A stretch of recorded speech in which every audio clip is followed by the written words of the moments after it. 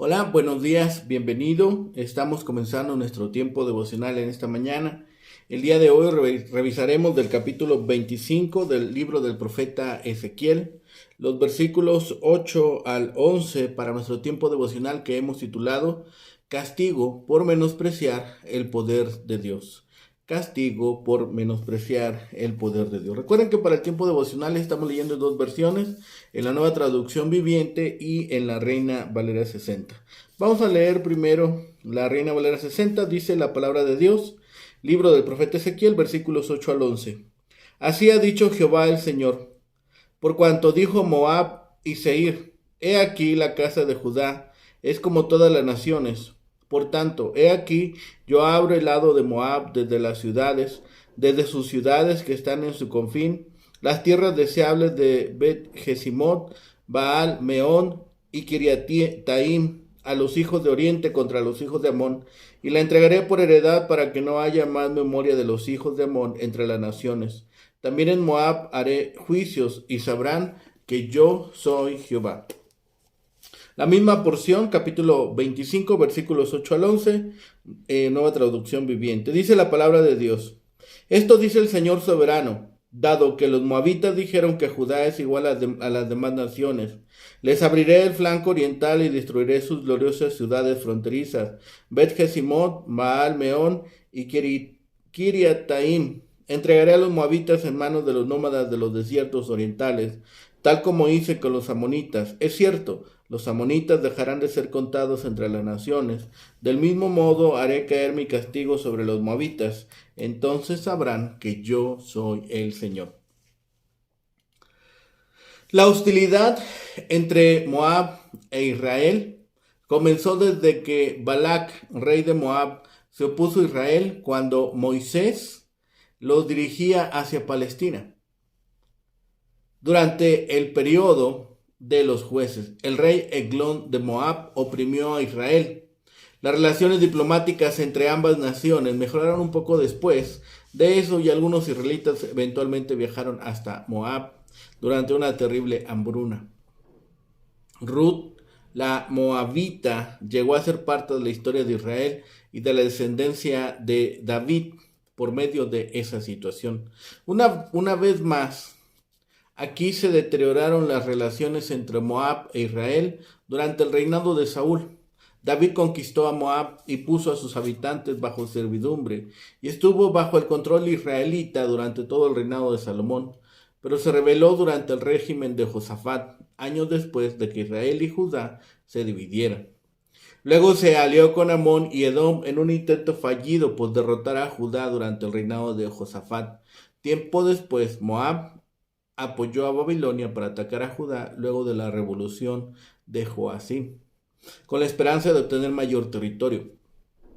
Posteriormente Moab se alió con otras naciones y consideró levantarse en armas para librarse del dominio de Babilonia en el 593 a.C., pero no existe evidencia de que lo haya logrado. La profecía contra Moab se debió a que miró a Judá con desprecio. Serían tomados entonces ellos por el pueblo de Oriente. Estaban negando la posición especial de Israel. Entregaba entonces Dios su tierra a Babilonia y les juzgarían, porque sabrían que Él es Jehová. Yo soy Jehová, dice la palabra escrita en Ezequiel. Aunque un mismo evento parece al justo y al impío, es tremendamente diferente. Aquellos que se glorían en cualquier otra defensa y protección que el poder, la providencia y la promesa divina, tarde o temprano serán avergonzados de su gloria. Aquellos que no le dejan a Dios tomar la venganza por ellos pueden esperar que Él se tome la venganza en ellos. La equidad de los juicios del Señor debe observarse cuando Él no solo venga las injurias de las que los perpetraron, sino por mano de aquellos contra los cuales fueron cometidas. Aquellos que atesoran el viejo odio y esperan la oportunidad de manifestarlo, están atesorando ira para ellos mismos en el día de la ira. Esta profecía contra Moab se debe a esta situación. Los moabitas, como hemos dicho, eran descendientes de Lot por su hija mayor. habitaban el territorio al este del Mar Muerto, y al igual que los amonitas tenían un largo historial de amarga enemistad con Israel. Moab se negó a permitir que el pueblo de Dios cruzara por su territorio. Cuando éste regresaba desde Egipto a Canaán, el rey de Moab contrató a Balaam para que maldijera a Israel. El rey Eglón, con la ayuda de Amón y Amelec, subyugó a Israel durante 18 años. Moab participó también junto con Babilonia en la derrota de Jerusalén. Su actitud hacia esa ciudad y hacia Judá parece haber sido: Judá no es diferente que ninguna otra nación. Ha caído ante el poder de Babilonia como otras tantas. El pueblo y el Dios de Judá, a los que siempre se le atribuyó ser fuente de fuente de especial protección, han demostrado que no son nada especial. Su destrucción en manos de Nabucodonosor lo ha probado una vez para siempre. Para Dios eso equivalía a despreciar el sagrado llamamiento de Israel. Dios anunció que iba a destruir la defensa de Moab al permitir que capturaran su fortificada frontera y sus ciudades fronterizas, lo cual iba a dejar sus regiones interiores relativamente desprotegidas. Es difícil esclarecer por qué Seir, Edom y Amón se incluyen en esta sección, porque ya se ha tratado acerca de este último y Edom está próximo a discutirse en los siguientes capítulos. Los futuros castigos de Amón y Moab se diferencian con claridad. Parece fuera de toda duda que el castigo de Moab fuera menos severo. En la zona sudoeste o sudeste estaba Moab, otro enemigo de Judá. Moab se gozaba en decir: la casa de Judá es como todas las demás naciones, y que no contaba con la protección especial de Dios que a menudo había disfrutado. También en Moab, dice Dios, haré juicios. Seir pertenecía a Edom, no a Moab. El texto griego de Ezequiel en la Septuaginta no le incluye. Este hecho sugiere que puede haber sido agregado en el manuscrito hebreo después de la traducción del hebreo al griego.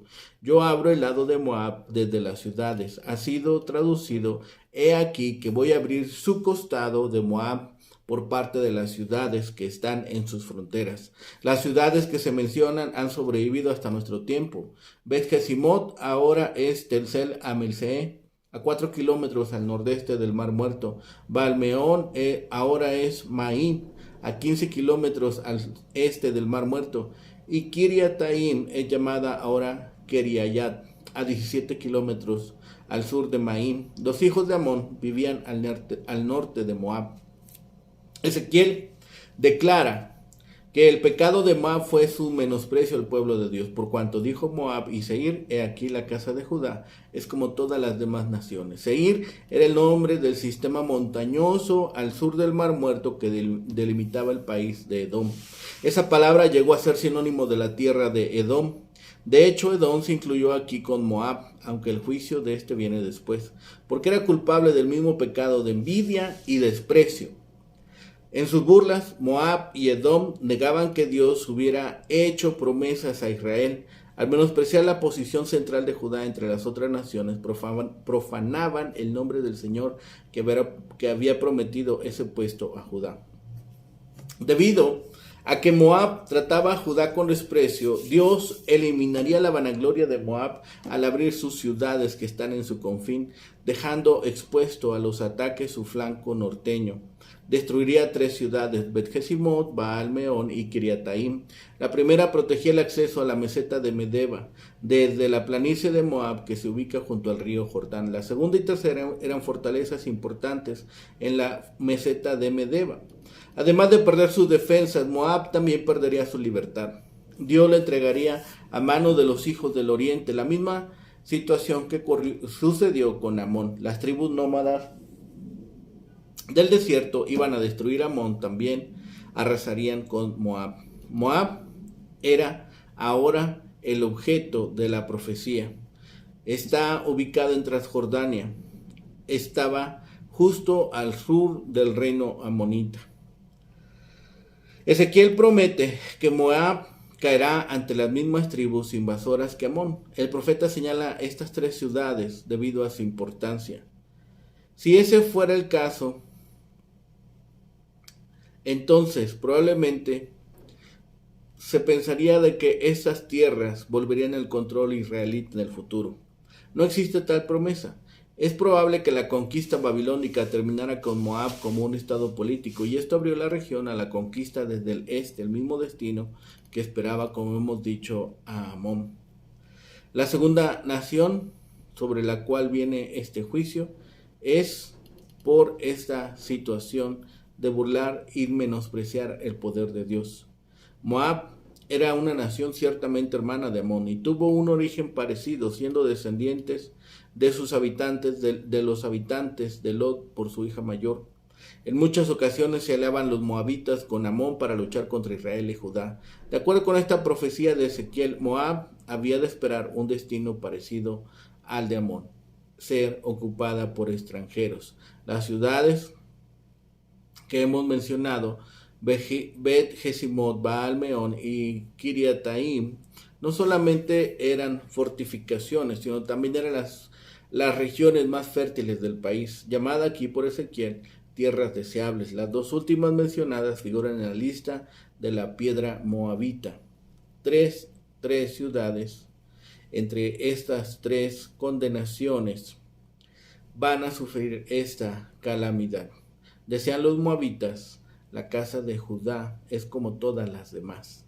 No hay nada especial en ellos. Pero sabemos que el pueblo de Judá es el pueblo escogido de Dios. Pensaban así que Dios, el Dios de Israel, no era más poderoso que cualquier otro Dios de las demás naciones. Negación blasfema del poder de Jehová a través del desprecio de su pueblo, que Jehová mismo se encarga de vengar, escribe Asensio. En efecto, así Dios va a castigar a Moab por este pecado. Su país sería destruido como el de los amonitas. Es esta culpabilidad de la cual no podían despojarse. Sus ciudades fronterizas eran en las cuales radicaba la fuerza del país, y éstas serían demolidas por tropas caldeas y quedarían al descubierto. Los hijos del oriente, cuando vengan a tomar posesión del país de los amonitas, también se harán con el de los moabitas. Los árabes pastores nómadas que vivían tranquilamente, sus tiendas de campaña habían de ser, por la providencia omnipotente de Dios, puestos en posesión del país de los moabitas, los cuales eran guerreros y vivían turbulentamente. Los caldeos destruirían por medio de la guerra a Moab, y los árabes disfrutarán en paz del país. Este juicio tiene algunos elementos que hemos de rescatar. Los residentes de Moab y Seir se habían considerado como superiores a Judá, aunque los judaítas eran parientes sanguíneos suyos. Esta actitud reflejaba una falta de respeto por Jehová. Ellos veían al Dios de Israel no como el mejor que otras deidades paganas, ya que Judá había caído ante los babilonios. En su consecuencia, el Señor promete destruir las ciudades fronterizas. Esta zona, Medeba, la gloria de la tierra, sería desolada y sería demolida. Sus piedras serían extintas. Jehová juzgaría a Moab, y los moabitas se darían cuenta que Él es Dios. Esta nación también dejó de existir durante el exilio. Sin embargo, Jehová prometió restaurar la fortuna de Moab en un futuro lejano. Esto sucedió de manera limitada después del exilio, pero sucederá de manera escatológica cuando los residentes modernos del territorio de Moab vayan a Jerusalén para adorar al Mesías en el milenio. Los moabitas, de la misma manera que los amonitas, tenían esta relación, este parentesco con el pueblo de Israel a través de Lot.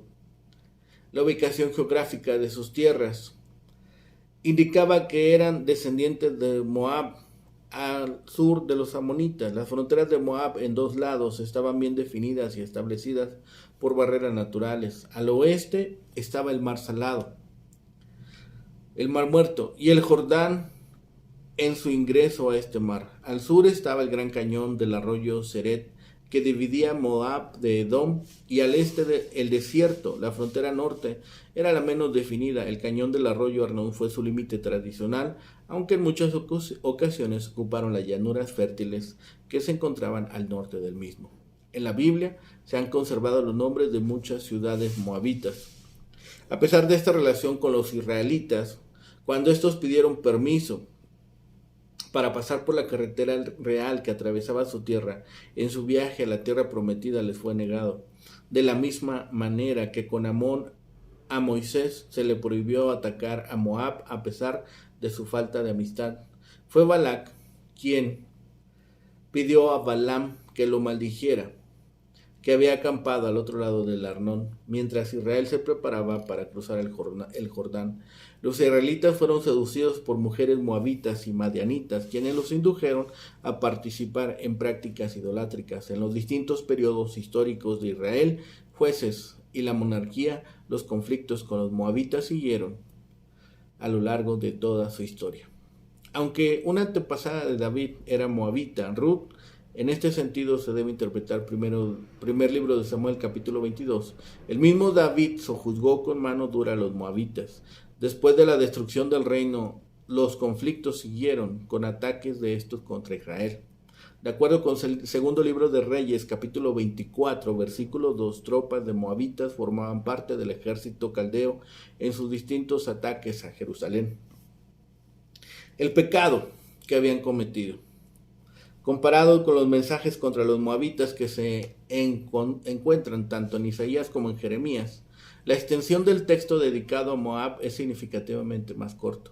Es tan breve que se resume en una sola frase.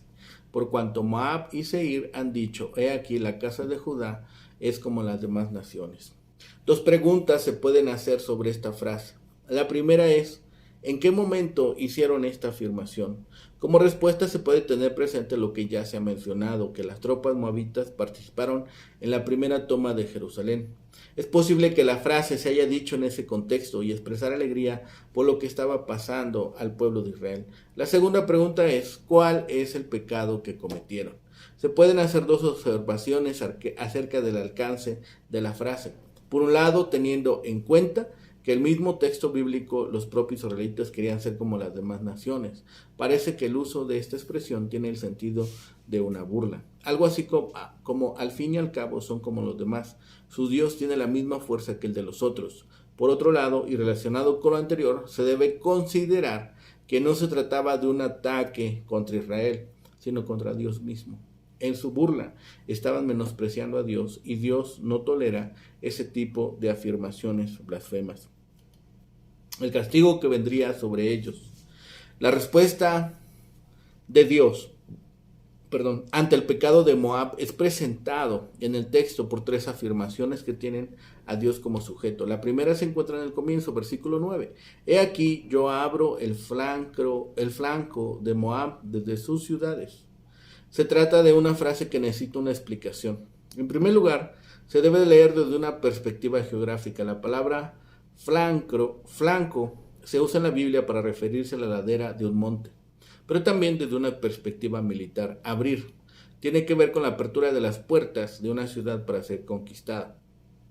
Esta primera acción de Dios es que Él mismo abrirá para la conquista militar sus ciudades, conquista que vendrá desde las tierras deseables hasta completar todo el país. La segunda acción de Dios se encuentra en el versículo 10. Lo entregaré junto con los hijos de Amón a los hijos de Oriente. Esta se une al castigo a los amonitas. Dios entregará estas dos naciones por posesión, es decir, que serán dueños de este lugar, porque Dios así lo ha dispuesto, pues es el dueño de todas las naciones. Termina esta segunda acción de Dios con la frase para que no haya más memoria, es decir, que desaparecerán como nación. Y finalmente aparece la primera frase del versículo 11. Tiene como propósito exhibir el castigo, las dos acciones anteriores, como un acto de justicia, al final del que podrán reconocer que yo soy Jehová, expresión que, como ya hemos mencionado, significa que Dios está en posesión del poder. De acuerdo con los historiadores, poco tiempo después de la caída de Jerusalén, los mismos caldeos destruyeron estas naciones. Como escribió un autor, el juicio de Dios sobre Amón y Moab muestra en la experiencia de estos pueblos cuáles pueden ser las consecuencias terribles de una elección equivocada. Tengamos presente que las dos son descendientes de Lot, quien en un momento estaba disfrutando de la bendición de vivir con Abraham. Quizá él nunca pensó, cuando tomó la decisión de vivir en la llanura y acercó paulatinamente sus tiendas a Sodoma, lo que esto implicaba, no solamente para sí mismo, sino también para su descendencia. Aquí hay un principio que debemos rescatar. Las decisiones que tomamos hoy tienen una trascendencia que no imaginamos. Debemos ser cuidadosos y cautelosos en esta área. Hay algo más que podemos incorporar o que podemos hablar con respecto a Moab. Hay este juicio. Este juicio se debió a sus elecciones. Este juicio se debió a lo que ellos decidieron, a lo que pensaron que era mejor para ellos. Debemos nosotros observar lo que decidimos. Debemos nosotros pensar que trae consecuencias sobre nuestra descendencia, sobre nuestra familia. No es solamente que nosotros nos desentendamos de lo que pasa a nuestro alrededor. También nosotros debemos comprender que todas estas cosas, al fin y al cabo, también nos afectan. Esta profecía contra Amón y luego contra Moab es un juicio que Dios ha establecido. Así dice el Señor. Y son atribuidos a Dios mismo. En cada caso se declara el crimen, seguido por una indicación del juicio divino que vendría sobre ellos. El pecado de Moab fue su convicción de que Judá era como todas las demás naciones. La declaración tenía implicaciones religiosas. El Dios de Judá no era más poderoso que cualquier otro Dios. También se hace hincapié en el pecado de Edom. Fue el acto de venganza contra la nación de Judá, y así sus territorios serían devastados de norte a sur. Así como Edom había actuado en venganza hacia Judá, así Dios actuaría contra Edom. Y finalmente el crimen de Filistea fue como el de Edom. Al actuar vengativamente contra Judá, Dios dio rienda suelta a la malicia y enemistad perpetua. Por lo tanto, su territorio por el océano sería destruido. Los queretitas, una de las tribus filisteas, estaban asociados anteriormente con Creta. Su nombre significa, en efecto, los cretenses. Este nombre en particular se usa porque es en hebreo muy similar al sonido del verbo cortar. Estas tres profecías, dirigidos a los estados vecinos de Judá, ilustran aún más el concepto profético de la soberanía de Dios en el ámbito de la historia humana. Desde una perspectiva, el enfoque principal de los profetas estaba en el pueblo elegido, su historia y su destino. Ezequiel estaba preocupado por la historia de Judá y la manera en que el propósito divino para el mundo estaba siendo llevado a cabo a través de los escogidos de Dios. Sin embargo, la estrechez del interés histórico y teológico no produjo una estrechez correspondiente en la visión teológica. Dios es un Dios universal. Su poder, en un sentido histórico, es internacional, no meramente nacional.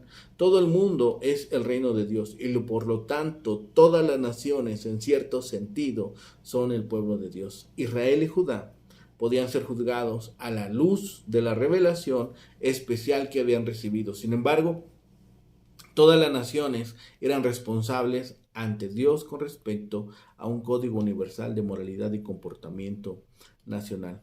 Comprender la soberanía universal de Dios es siempre una tarea difícil porque nuestras mentes están limitadas por lo que podemos conocer y entender más fácilmente.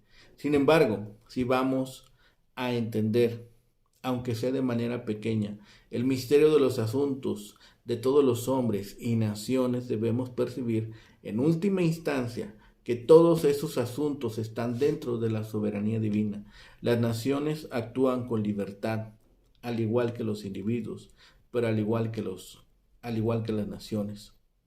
También son responsables cada uno de sus acciones, y el ascenso y la caída de las naciones humanas, aunque rara vez son comprensibles a corto plazo, no son ajenos al comportamiento de esas naciones a los ojos de Dios. Estos fueron los pecados de aquellas naciones. Estas fueron los juicios. Cada una de las acciones de Dios estaban justificadas después de haber observado cómo las naciones se habían comportado ante el pueblo escogido de Dios. Los filisteos ocupaban una franja costera al sudoeste de Palestina, y Edom eran hermanos de sangre de los judíos, ya que ambas naciones descendían de Isaac. Edom compartía su frontera norte con Israel, y las dos naciones siempre estaban en conflicto. Los edomitas odiaban a Israel tanto que se regocijaban cuando destruyeron a Jerusalén, capital de Israel. Temán era la ciudad que quedaba más al norte de Edom, de Dan la que estaba más al sur. Por lo tanto, Ezequiel anunciaba que toda la nación sería destruida. Los israelitas jugarían un papel en el juicio de Edom, actuando como agentes del Señor de su ira. Los edomitas también llegarían a reconocer a Jehová como el verdadero Dios. Hoy en día, los residentes del territorio anteriormente ocupado por Amón, Moab y Edom se conocen con el nombre de árabes. Finalmente, la profecía contra los filisteos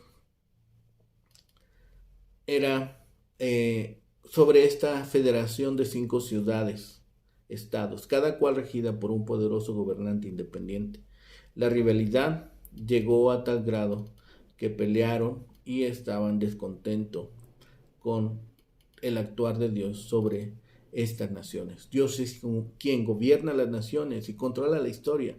A veces debe disciplinarlos duramente. Sin embargo, su disciplina no invalida la promesa de que nos protegerá de los enemigos, y si es necesario, los destruirá. Necesitamos que se nos recuerde esto, ya que estamos enfrascados en una lucha diaria con nuestros enemigos y los de Dios.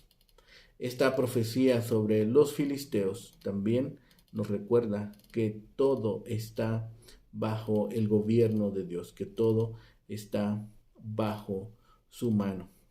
Así que oremos a Dios para que Él nos ayude a entender sus designios, para que Él nos dé también paz. En estos 4 mensajes encontramos que Dios condena claramente a los que se oponen a su pueblo. El propósito de esta profecía era dar aliento a los exiliados.